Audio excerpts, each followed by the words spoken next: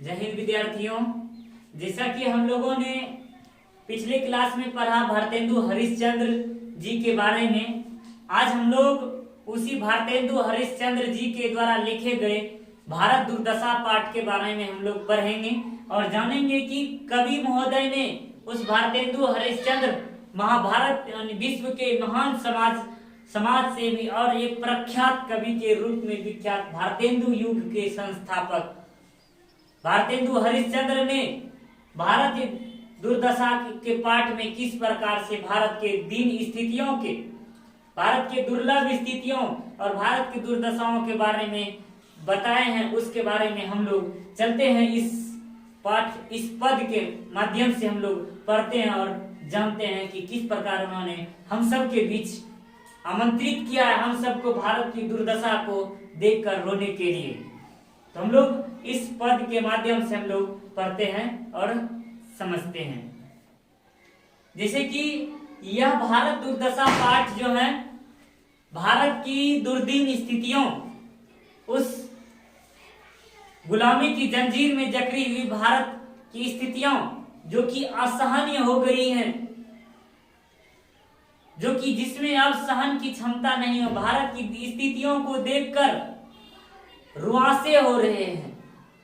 इसीलिए सभी भारतवासियों को कवि महोदय ने रोने के लिए आमंत्रित किए हैं कि आइए सब मिलकर रोएंगे कि भारत दुर्दशा अब देखी नहीं जाती है। तो जैसे हम लोग पढ़ें, कहते हैं रोग हूं सब मिलके अब हूं भारत भाई, हाँ हाँ भारत दुर्दशा देखी न जाए, हाँ हाँ भारत दुर्दशा देखी न जाए। कहते हैं हे प्यारे भारतवासियों, आओ सब चले आओ, एक साथ एकता भाव से सब मिलजुल कर एक साथ रोए। अभी भारत की स्थिति उस चरम पर पहुंच चुकी है, असहनीय हो गई है, दुर्दनीय हो गई है। इसे देखा नहीं जा रहा है, इसे देखकर रोना आ रहा है। इसलिए हे भारतवासी, आओ सब मिलजुल कर आज रोएं। सबके पहले जेई ईश्वर धन बल दिलो, सबके पहले जेई सभ्य विधाता कीनो। इस पद के माध्यम से कहते हैं कि ईश्वर ने इस पृथ्वी पर भारतवासियों को ईश्वर का पात्र समझकर, जिसे सर्वप्रथम इस पृथ्वी पर जन्म दिया, इस भारत भूमि पर जन्म दिया, साथ ही धन और बल प्रदान किया,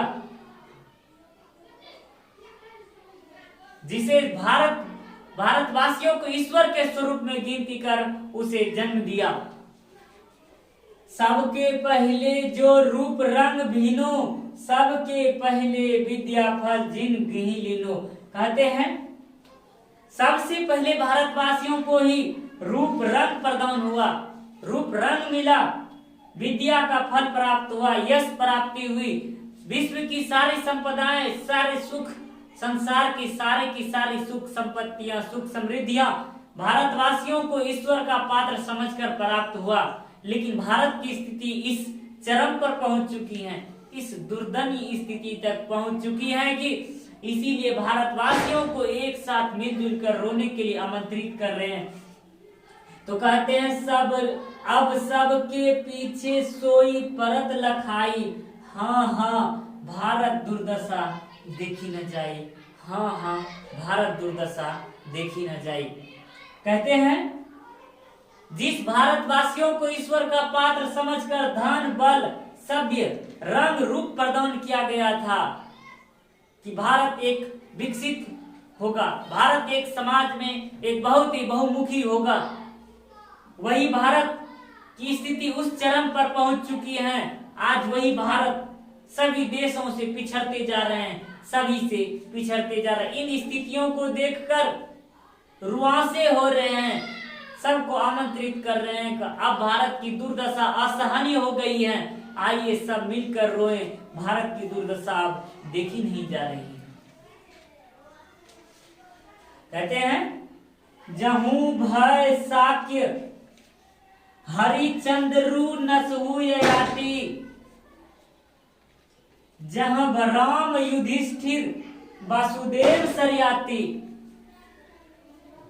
जहां भीम करण अर्जुन की छटा दिखाती, तहां रही मूर्ता कलह अविद्या राती। अब हूं जहां देखूं तहां दुख ही दुख दिखाई, हाँ हाँ भारत दुर्दशा देखी न जाई, हाँ हाँ भारत दुर्दशा देखी न जाई।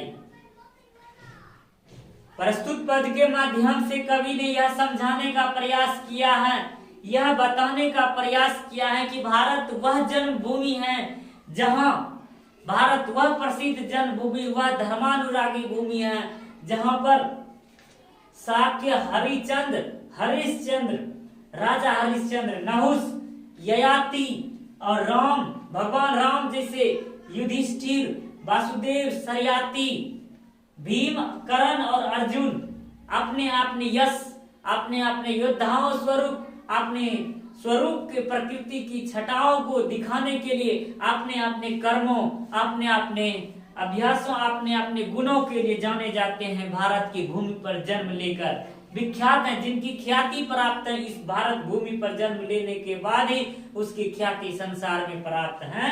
और यहाँ वही भारत देश में आज मूर्खता भरी कलह, अविद्या, चारों तरफ अंधकार फैला हुआ है।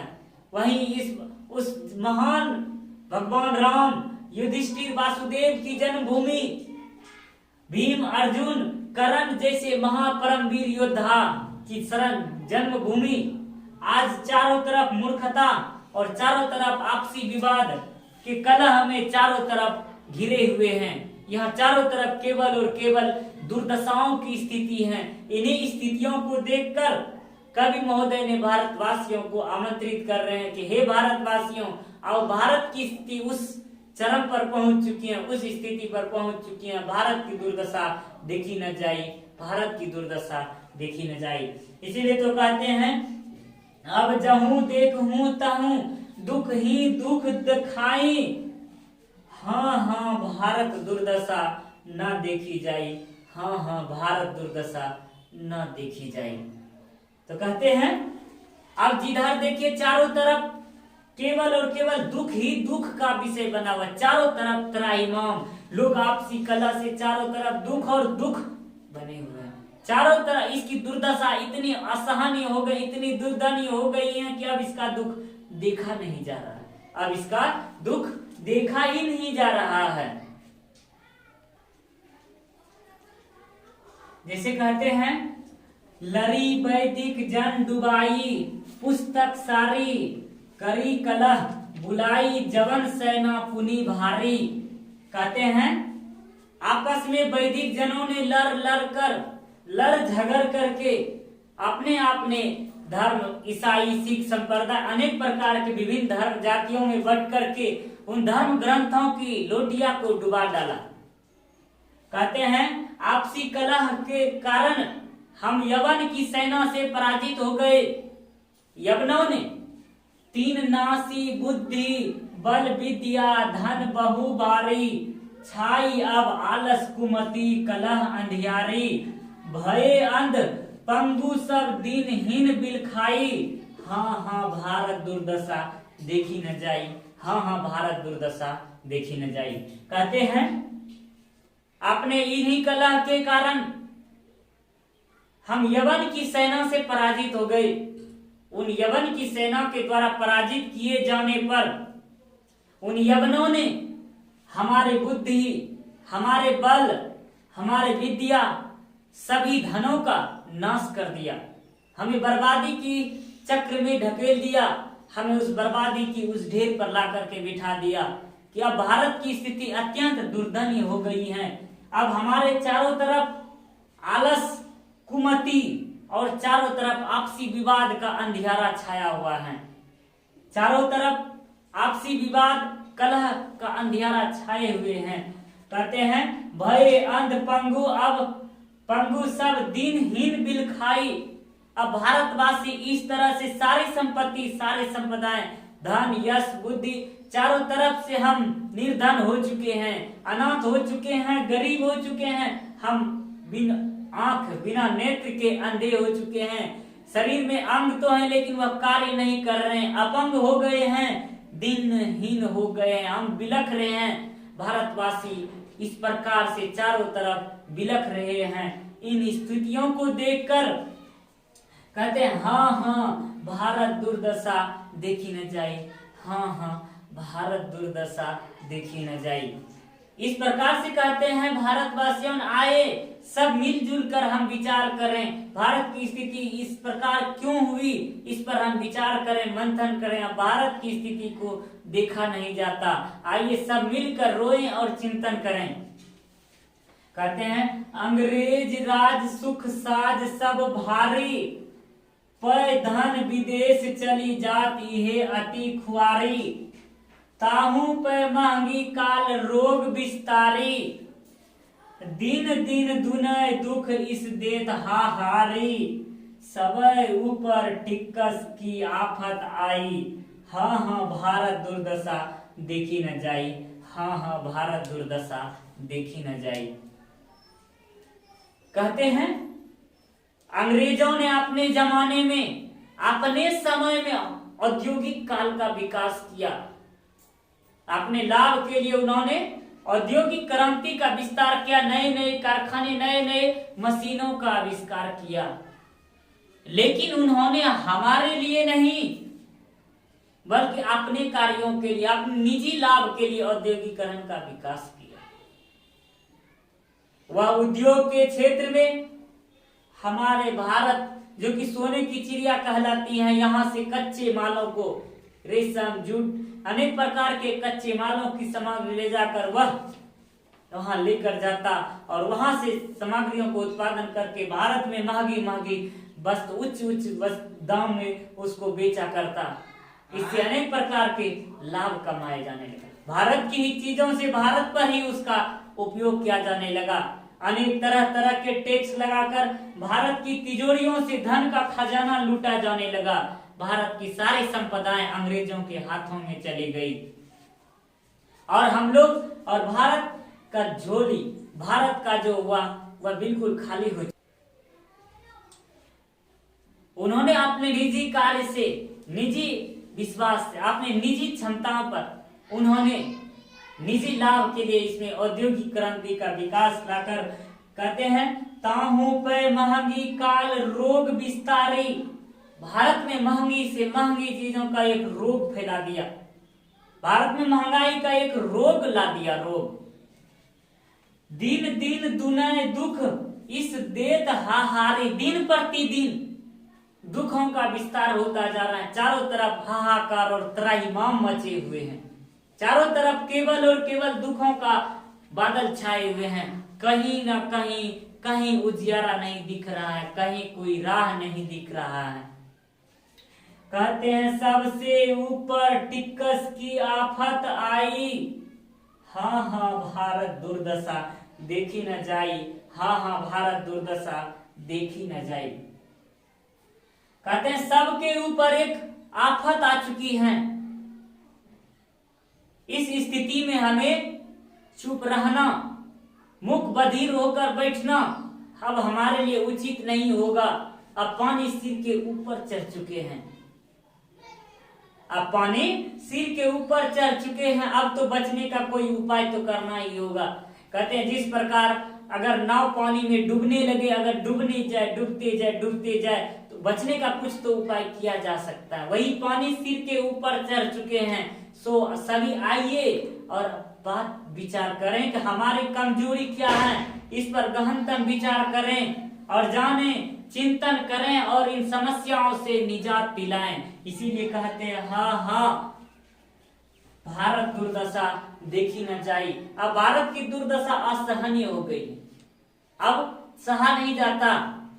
इसीलिए अब मुख बधिर ना होकर इस पर अब इस प्रकार से अब प्रभाव किया जाए, इस पर विचार किया जाए। आइए सब मिलजुल कर इस पर चिंतन करें और इन समस्याओं से हम निजात दिलाएं और अपनी समस्याओं में सुधार करें। और किस प्रकार ऐसा क्या कार्य किया जाए कि भारत की वही संपदा जिन्होंने ईश्वर का पात्र समझकर हमें धन संपत्ति यश बल सभी प्रकार की चीजें देकर के हमें इस भारत को स्वर्ग बनाया, किस प्रकार से भारत को पुनः स्वर्ग और सोने की चिड़िया के रूप में परिवर्तित किया जाए, उसी को पुनः स्थापित करने के लिए यह कविताओं के माध्यम से कवि ने नव जागरण की चेतना, लोगों में एकता की भावना का संदेश दिया। इस कविता के माध्यम से हमें यह शिक्षा मिली कि भारत की दुर्दशा इतनी और असहनीय होने का कारण आपसी विवाद, आपसी कलह, इन्हीं कारणों से उन अंग्रेजों ने हमारा भरपूर फायदा उठाया, हमें इस तरह इस गर्द में धकेल दिया कि हम एक एक अपने ही घर में एक भिखारी के रूप में दर दर ठोकरे खाने के लिए विवश हो गई। कहते हैं एकता ही हमारी सबसे बड़ी पूंजी है, भारत हमारा स्वर्ग है, भारत हमारे सोने की चिड़िया है, इस पर कोई भी राज नहीं कर सकता। इसीलिए हमें भारत की सुरक्षा अपने जान और मान के साथ करनी चाहिए, बिना जान का परवाह किए बगैर हमें सदा इसकी सुरक्षा में रहनी चाहिए। तो हम लोगों ने इस पाठ के बारे में हम लोगों ने इतना जाना, इस पाठ से हम लोग अपने देश के प्रति कर्तव्य के बारे में समझा। हमें उम्मीद है आप लोगों को यह क्लास अच्छा लगा होगा। अब हम लोग मिलेंगे अगले क्लास में, तब तक के लिए जय हिंद, जय भारत।